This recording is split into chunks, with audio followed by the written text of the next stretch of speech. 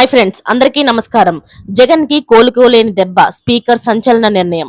అసలు ఏం జరిగిందన్న పూర్తి విషయాలు తెలుసుకునే ముందు వీడియోని పూర్తిగా చూడండి. అప్పుడే మీకు పూర్తిగా అర్థమవుతుంది.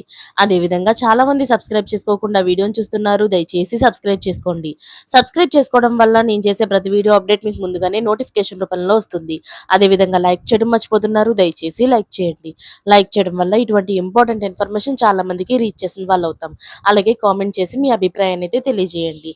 ఆంధ్రప్రదేశ్ శాసనసభ స్పీకర్ అయ్యన్న పాత్రుడు వైసీపీ అధినేత వైఎస్ జగన్మోహన్ రెడ్డికి షాక్ ఇచ్చారు. ఈ నెల 24వ తేదీ నుంచి ఏపీ అసెంబ్లీ బడ్జెట్ సమావేశాలు ప్రారంభం కానున్నాయి.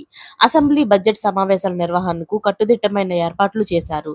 అసెంబ్లీ ప్రాంగణంలో రాకపోకలు, ప్రవేశాలపై నిబంధనలు కట్టుదిట్టంగా అమలుకు నిర్ణయించారు. మంత్రులు, ఎమ్మెల్యేలకు ప్రత్యేక పాసులు జారీ చేశారు. మీడియా, విజిటర్స్ అలాగే పోలీస్ సిబ్బందికి ప్రత్యేక పాసులు జారీ చేయాయి.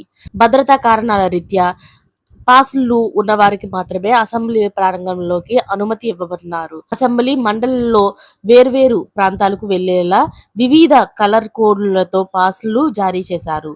అసెంబ్లీ 1వ గేట్ నుంచి మండలి చైర్మన్, స్పీకర్, డిప్యూటీ స్పీకర్ కు అనుమతి ఉంటుంది. అసెంబ్లీ 1వ గేట్ నుంచి సీఎం అలాగే డిప్యూటీ సీఎంలకు మాత్రమే అనుమతి ఇస్తారు. అసెంబ్లీ గేట్ 2 నుంచి మంత్రులకు మాత్రమే అనుమతి ఉంటుంది.